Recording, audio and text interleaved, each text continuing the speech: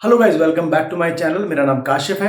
आज इस वीडियो में हम बात करेंगे कि अगर आप स्टडी वीज़ा अप्लाई कर रहे हैं तो ऐसे कौन से रीज़न हैं जिसकी वजह से आपका वीज़ा रिजेक्ट हो सकता है और आपको इन बातों का ख्याल बिल्कुल रखना है ताकि आप वीज़ा रिजेक्शन से बच सकें। तो गाइस, इस वीडियो में हम इसी बारे में सारी बात करेंगे और वीडियो स्टार्ट करने से पहले मेरी आपसे गुजारिश है कि प्लीज़ मेरे इस चैनल को सब्सक्राइब कर दीजिए, लाइक का बटन दबा दीजिए और बेल आइकन को दबा दीजिए ताकि आपको नोटिफिकेशन मिलता रहे और इसी तरह आपको जो है इन्फॉर्मेशन मिलती रहे। सो गाइस, सबसे पहला पॉइंट है इररिलेवेंट कोर्स या फिर प्रोग्राम। अगर आप जो सेलेक्ट कर रहे हैं, कनाडा जा रहे हैं पढ़ाई करने के लिए और आपने कोई ऐसा कोर्स सेलेक्ट कर लिया है जो कि आपकी प्रीवियस स्टडी से या फिर प्रीवियस एक्सपीरियंस से मैच नहीं कर रहा, तो यहाँ पर आपको प्रॉब्लम हो सकती है। सपोज आपने इंडिया में 12th कॉमर्स से करा और आप सोच रहे हैं यार वहाँ पर मुझे किसी आईटी का कोर्स मुझे मिल जाए, तो उस केस में ये है कि आपको कोई ऐसा कोर्स देखना है जो हाइब्रिड हो, जिसमें बिजनेस भी हो और आईटी भी हो।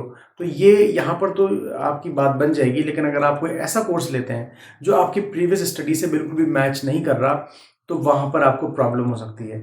या फिर अगर आपका कोई ऐसा प्रोग्राम है कि आप अपनी पढ़ाई आगे करना चाहते हैं दूसरे फील्ड में, तो वहाँ पर आपको एक एक्सप्लेनेशन आपको बहुत अच्छे से देनी पड़ेगी। आपको उनको समझाना पड़ेगा कि आपने इंडिया में ये पढ़ाई की है और आप ये पढ़ना चाहते हैं, तो उसका रीज़न क्या है, वो आपको सारी डिटेल आपको उनको बतानी होगी। इसके बाद दूसरा पॉइंट है मिस रिप्रेजेंटेशन। लोग कर देते हैं अक्सर। होता क्या है कि एजेंट्स या फिर कुछ लोग ऐसे होते हैं कि भाई वो गलत डॉक्यूमेंट लगा देते हैं, ये फॉल्स इन्फॉर्मेशन जो है वो सबमिट कर देते हैं, फेक डॉक्यूमेंट्स लगा देते हैं। तो यार ऐसा बिल्कुल मत करना। जो भी आपकी प्रोफाइल है उसको सही सही उनको बताना। आप कोई फेक डॉक्यूमेंट मत मत लगाना। बहुत से लोग बैंक स्टेटमेंट जो है वो फेक बना के लगा देते हैं। भाई वो वीज़ा ऑफिसर हैं, वो इतने सालों से काम कर रहे हैं और मैं आपको बताऊं वीज़ा ऑफिसर बनना आसान नहीं होता। बहुत मेहनत से वो लोग वहाँ तक पहुँचते हैं और उनको एक एक बारीकियाँ मालूम होती है। आपकी कोई भी गलती, आपका कोई भी झूठ वो बहुत आसानी से पकड़ सकते हैं और वो आपका वीज़ा तो रिजेक्ट करेंगे ही, साथ में आपको बैन भी कर सकते हैं। तो कोई भी ऐसी गलत इन्फॉर्मेशन आपको नहीं देनी है अपनी वीज़ा एप्लीकेशन में। बल्कि वीज़ा एप्लीकेशन में नहीं, कहीं भी आपको अपनी गलत इन्फॉर्मेशन नहीं देनी चाहिए।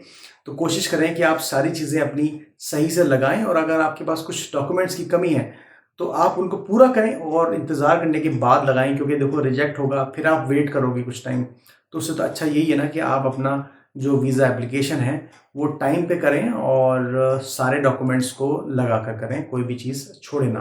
तीसरा पॉइंट है लो आइल्स स्कोर और लो एकेडमिक ग्रेड्स। अगर आपने इंडिया से 12th किया है, ग्रेजुएशन किया है, तो आपके मार्क्स जो हैं, आपकी परसेंटेज कम है, तो ये भी एक रिजेक्शन का जो है वजह बन सकती है। या फिर आपका आइल्स का स्कोर कम है। तो देखो, अगर आपने 12th कर लिया है और आपके परसेंटेज बहुत ज़्यादा कम है और आपका ख्वाब है या आपका जुनून है कि भाई मुझे तो कनाडा जाना ही जाना है, तो यार टाइम वेस्ट मत करो, दोबारा से 12th दे दो, रीअपेयर हो जाओ किसी एग्ज़ाम में, थोड़ी सी परसेंटेज बढ़ा लो। और अगर आपके आइल्स में स्कोर कम है तो आइल्स में आपको दोबारा से तैयारी करनी चाहिए। दोबारा से आप आइल्स दीजिए, अच्छा स्कोर करिए, फिर आप अप्लाई करिए, क्योंकि ये चीज़ें रिजेक्शन जो है वो अच्छा नहीं लगता किसी को भी। तो बेहतर है कि आप 2-4 महीने और तैयारी करें और उसके बाद आप दें, तो ज़रूर आपका जो है वीज़ा आपको मिलेगा।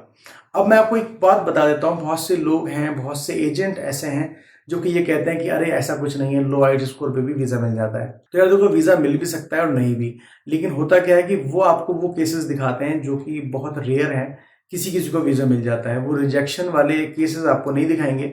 सपोज अगर 100 लोगों ने कम आइल्स स्कोर के साथ वीज़ा अप्लाई करा है, तो हो सकता है कि 4-5 के ही वीज़ा जो है वो अप्रूव हुए हों। 95 या 90-80% जो भी जिनके रिजेक्ट हुए हैं वो आपको वो नहीं बताएंगे।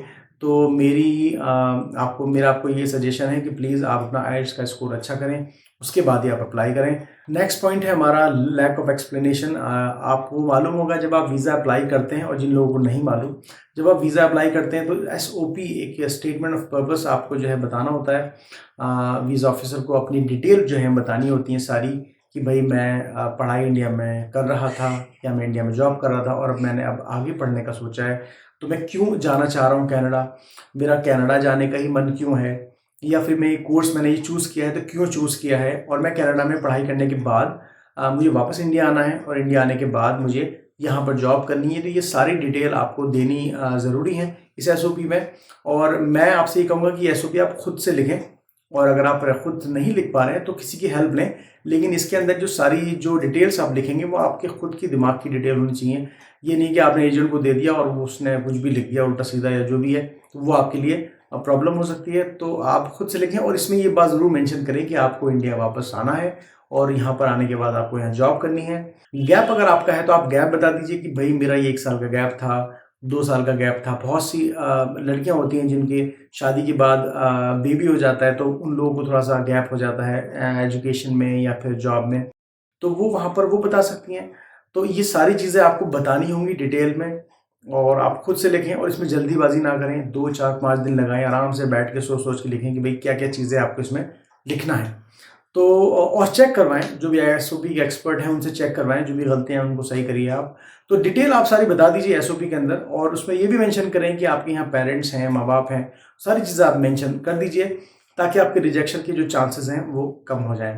और इसके बाद लास्ट पॉइंट है हमारा लैक ऑफ फंड्स। यार अगर आप एसडीएस कैटेगरी में जा रहे हो तो इसमें तो आपको ज़्यादा फंड्स दिखाने की ज़रूरत तो नहीं है। इसमें आपको 1 साल की फ़ीस लगभग 10 से 12 लाख, इसमें आपको जीआईसी देनी होती है जो कि 6 सवा 6 लाख की होती है। तो ये आपको तो सबमिट करना ही है। तो अगर आप एसडीएस कैटेगरी में जा रहे हो तो बहुत ज़्यादा फंड की डिटेल आप नहीं भी दोगे तो चल जाएगा। लेकिन मेरा मानना ये है कि अगर आपके पास आपकी फ़ंड की डिटेल्स हैं, यानी कि नेक्स्ट ईयर की फ़ीस आप भर सकते हो, इसकी डिटेल अगर आपके पास है, आपके पास बैंक स्टेटमेंट है तो आप वो लगा दीजिए, सी रिपोर्ट है तो वो लगा दीजिए। जो भी चीज़ आपके पास अवेलेबल है वो आप ज़रूर लगाएं जब भी आप वीज़ा फाइल करें, तो इससे आपके वीज़ा के चांसेस बढ़ जाएंगे। लेकिन अगर जो लोग नॉन एसडीएस कैटेगरी में लगा रहे हैं तो यार उनको बताना पड़ेगा कि भाई ये मैं 1 सेमेस्टर की फ़ीस तो जमा कर रहा हूँ, लेकिन आने वाले जो सेमेस्टर्स हैं उनकी फ़ीस मेरे फादर के, मेरे भाई के या मेरे अकाउंट में है। तो उसकी बैंक स्टेटमेंट जाएगी। सी रिपोर्ट आप ज़रूर लगाएं जिसमें आपकी नेटवर्थ आती है वो आप लगा दीजिएगा। तो ये सारी डिटेल आपको जो है वो लगानी होगी, तब जाके आपको वीज़ा वो मिल जाएगा। अगर आपने कोई भी चीज़ इसमें मिस करी या फिर आपने गलत चीज़ दे दी तो यहाँ पर आपको प्रॉब्लम हो सकती है। तो अब दरअसल ये फ़ंड की डिटेल उनको क्यों चाहिए होती है यार? ये इसलिए चाहिए होती है कि आप कनाडा पढ़ने के लिए जाते रहे हो, आपने 1 सेमेस्टर की फ़ीस जमा कर दी है। अब आपको वीज़ा तो देंगे 2 साल का या 3 साल का, जितनी भी आपकी पढ़ाई है। अब होता क्या है कि 1 सेमेस्टर की फ़ीस आपने दे दी है, नेक्स्ट ईयर की फ़ीस आपके पास इंडिया से पहुँचेगी या नहीं पहुँचेगी, ये सारी डिटेल उनको चाहिए होती हैं। जब तक वो सेटिस्फाइड नहीं होंगे तो आपको वीज़ा नहीं देंगे। सो गाइस, सारे पॉइंट्स का आप बिल्कुल ध्यान रखिएगा और मेरी तरफ से सबको बेस्ट ऑफ लक। मेरा फिर से आपसे गुजारिश है कि प्लीज़ मेरे इस चैनल को सब्सक्राइब कर दीजिए, लाइक कर दीजिए और बेल आइकन को जरूर दबाइए ताकि आपको ऐसे ही इंफॉर्मेटिव वीडियोस मिलती रहें। तो गाइस, मिलते हैं नेक्स्ट वीडियो में, तब तक के लिए बाय।